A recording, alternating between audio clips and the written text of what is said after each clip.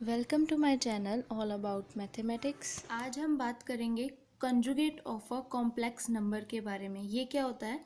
A complex number with an equal real part and an imaginary part equal in magnitude but opposite in sign. क्या कह रहा है कि अगर एक कॉम्प्लेक्स नंबर है, उसके जो रियल पार्ट हैं वो आपस में इक्वल हो एंड इमेजिनरी पार्ट जो है वो इक्वल तो हो इन मैग्नीट्यूड, बट इन मैग्नीट्यूड वो इक्वल हो बट साइन में वो ऑपोजिट हो। ठीक है, एग्जाम्पल के साथ समझो। Complex conjugate of a plus iota b is a minus iota b. ठीक है, अब जो रियल पार्ट है वो इन दोनों के इक्वल हैं, बट जो इमेजिनरी पार्ट है, इमेजिनरी पार्ट हम बी को बोलते हैं। अगर इसका मैग्नीट्यूड लें तो ये इक्वल होंगे। ठीक है, बट जो साइन है इनके वो ऑपोजिट हैं, प्लस का एंड यहाँ पे नेगेटिव है। ठीक है, माइनस का साइन। यहाँ पे एक चीज़ और देखो कि ये एक कॉम्प्लेक्स नंबर है, इसका अगर मॉड लूँगी तो क्या होगा, इसका मॉड लूँगी तो वो भी क्या होगा, a square plus b square root. ठीक है, तो कहने का मतलब ये है कि कॉम्प्लेक्स नंबर हो या फिर उसका कॉन्जुगेट लिया हो, दोनों का मॉड्यूलस जो हम जब निकालेंगे तो वो जो है इक्वल होगा। ठीक है, एग्जाम्पल देखो। Find conjugate of 7 minus 24 iota. अब ये एक कॉम्प्लेक्स नंबर है, इसे हम z बोलेंगे। ठीक है, z is equals to 7 minus 24 iota. But जब हम इसका कॉन्जुगेट निकालेंगे, कॉन्जुगेट का सिंबल क्या है, z के ऊपर बार लग जाती है। ठीक है, z बार मतलब कि conjugate of a complex number is 7 plus 24 iota. मतलब जब भी हमें कॉन्जुगेट निकालने को बोला जाए तो हम आयोटा को रिप्लेस कर देंगे माइनस ऑफ आयोटा के साथ। ठीक है, तो वो उसका कॉन्जुगेट निकल कर आ जाएगा। ठीक है, जैसे यहाँ पे माइनस ऑफ 24 आयोटा था तो कॉन्जुगेट निकालेंगे तो क्या आंसर आया, प्लस ऑफ 24 आयोटा। ठीक है, इसकी कुछ प्रॉपर्टीज भी होती हैं। फर्स्ट प्रॉपर्टी देखो, conjugate of complex number is complex number itself. मतलब कंजुगेट ऑफ कॉम्प्लेक्स नंबर मतलब कि conjugate of complex number and उसका कॉन्जुगेट, बट फिर क्या बोला है कि उसका भी कॉन्जुगेट। ठीक है, तो क्या बोला है, conjugate of complex number is complex number itself. ठीक है, जैसे अगर मैं एक x प्लस आयोटा y ले लूँ। ठीक है, ये एक z है मेरे पास। अगर मैं इसका z बार मतलब कि z कॉन्जुगेट, इसका कॉन्जुगेट निकालूं तो वो क्या होगा, x माइनस आयोटा y। ठीक है, अब मैं इसका कॉन्जुगेट का कॉन्जुगेट लूँगी तो वो क्या हो जाएगा, फिर से यहाँ पे x प्लस आयोटा y आ जाएगा। तो दिस इट मीन्स कि क्या आ गया, ये z ही आ गया जो हमने लिया था स्टार्टिंग में। तो हम कह सकते हैं कि conjugate of complex number is a complex number itself. ठीक है, नेक्स्ट प्रॉपर्टी देखो कि अगर z में हम प्लस करें, z कॉन्जुगेट मतलब x प्लस आयोटा y में प्लस करें उसका कॉन्जुगेट, तो वो क्या होगा, इमेजिनरी पार्ट कट जाएंगे और 2x रह जाएगा, तो ये प्योरली रियल पार्ट बच गया।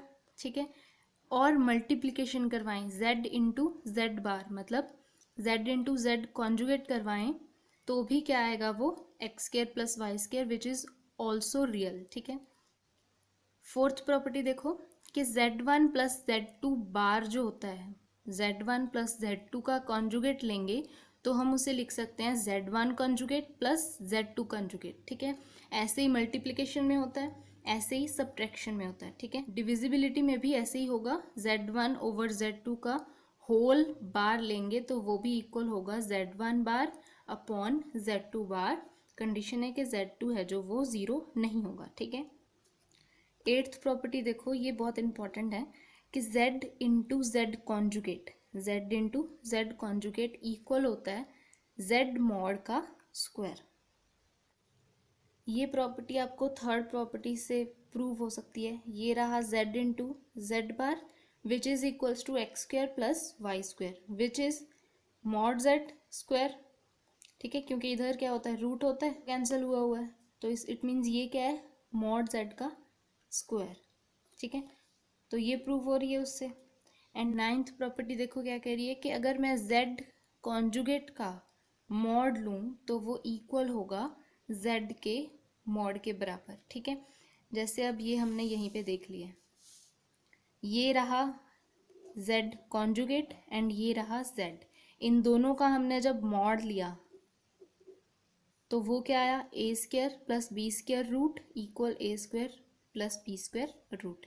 तो ये क्या है, इक्वल है। z कॉन्जुगेट का मॉड ले लो चाहे z का मॉड ले लो, वो इक्वल आएंगे, ठीक है। नेक्स्ट क्वेश्चन देखो, find conjugate of 3 minus 2 iota into 2 plus 3 iota over 1 plus 2 iota into 2 minus iota, ठीक है। ऐसे सम हमने पिछली वीडियो में भी किए हैं, वैसे ही सिंप्लीफाई करेंगे, x plus aorta y form में लेकर जाएंगे, ठीक है। फिर उसका कॉन्जुगेट निकाल देंगे सिंपली, ठीक है। पहले इसको सॉल्व करेंगे, ऊपर मल्टीप्लिकेशन हो जाएगी, ठीक है, नीचे भी मल्टीप्लिकेशन हो जाएगी। सॉल्व करके क्या आ गया, 12 plus 5 iota over 4 plus 3 iota. अब अयोटा वाली टर्म हमें नीचे नहीं छोड़नी है, तो फिर हम इसे रेशनलाइज करवाएंगे, ठीक है। 4 माइनस 3 आयोटा के साथ मल्टीप्लाई करवाएंगे एंड डिवाइड करवाएंगे, ठीक है। अब आपको समझ आ रहा होगा कि ये इसका है तो कॉन्जुगेट ही ना। ओके, अब फिर से इसे सॉल्व कर देंगे, मल्टीप्लाई करवाएंगे और नीचे फॉर्मूला लग गया a minus b into a plus b is equals to a square minus b square. से हमने इसको सॉल्व कर लिया एंड देन हमने रियल एंड इमेजिनरी पार्ट्स को है जो वो अलग अलग लिख दिया। रियल पार्ट क्या आया 63/25 एंड इमेजिनरी पार्ट क्या आया -16/25, ठीक है। अब ये आ गई x plus iota y form. अब हमें क्या करना है, अयोटा को रिप्लेस करवाना है नेगेटिव ऑफ अयोटा के साथ, माइनस अयोटा के साथ, ठीक है। तो z कंजुगेट क्या निकल आएगा 63/25 माइनस का हो गया प्लस 16/25 अयोटा, ठीक है। अब ये क्या हो गया, इसका कंजुगेट निकल गया, ओके। अच्छा नेक्स्ट देखो, कह रहा है कि इफ़ z1 z2 z3 ये 3 कॉम्प्लेक्स नंबर्स हैं सच दैट दिया हुआ है कि z1 मॉड इक्वल है z2 mod equal z3 mod and equal है इसके मॉड के वो सारे जो हैं ये इक्वल है 1 के, ठीक है। मतलब z1 मॉड भी 1 है, z2 मॉड भी 1 है, z3 मॉड भी 1 है एंड इस टर्म का मॉड भी 1 है, ठीक है। देन फाइंड करो value of z1 plus z2 plus z3 mod, ठीक है। अच्छा तो स्टार्टिंग करते हैं यहाँ से, जो हमें गिवन है, गिवन क्या है z1 mod z2 mod z3 mod equal है 1 के, ठीक है। तो हम स्क्वेयरिंग कर सकते हैं, स्क्वेयरिंग कर देंगे, z1 mod square equal z2 mod square equal z3 mod square equals to 1, ठीक है। अब हमने पीछे फॉर्म प्रॉपर्टीज देखी थी, z मॉड स्क्वायर इक्वल होता है z इंटू z कंजुगेट, ठीक है। तो हम यहाँ पे वो अप्लाई कर देंगे, यहाँ पे क्या हो जाएगा z1 into z conjugate, z2 into z conjugate, z3 into z conjugate equals to 1, ठीक है। ये यहाँ पे अप्लाई हो गया, ठीक है। अब यहाँ से हम वैल्यू निकाल सकते हैं, जब हम इसको इसके इक्वल रखेंगे तो z1 कंजुगेट की क्या वैल्यू आ जाएगी 1/z1, सिमिलरली इनकी आ जाएगी, ठीक है। अब हमें ये भी गिवन है कि 1/z1 plus 1/z2 plus 1/z3 का मॉड जो है वो इक्वल है 1 के, ठीक है। तो हम ये यहाँ पे यूज़ करेंगे एंड हमने इनकी वैल्यूज़ निकाल ली हैं, ठीक है। 1/z1 इक्वल है z1 कंजुगेट के, 1/z2 इक्वल है z2 कंजुगेट के एंड 1/z3 इक्वल है z3 कंजुगेट के, ठीक। एंड ये सारा इक्वल है 1 के, ठीक है। अब हमें ये भी प्रॉपर्टी पता है कि z1 conjugate plus z2 conjugate equal होता है z1 plus z2 whole conjugate के मॉड के, ठीक है। तो हम यहाँ पे ये अप्लाई कर देंगे, इधर भी होगा, ठीक है। ऐसे लिख सकते हैं, यहाँ पे अप्लाई कर देंगे, अकेले अकेले का कंजुगेट था, हम सारे का कंजुगेट ले सकते हैं, वो भी इक्वल रहेगा 1 के ही, ठीक है। अब हमने ये भी लास्ट प्रॉपर्टी पढ़ी थी कि जब z कंजुगेट का मॉड लेंगे वो इक्वल होता है मॉड ऑफ z, ठीक है।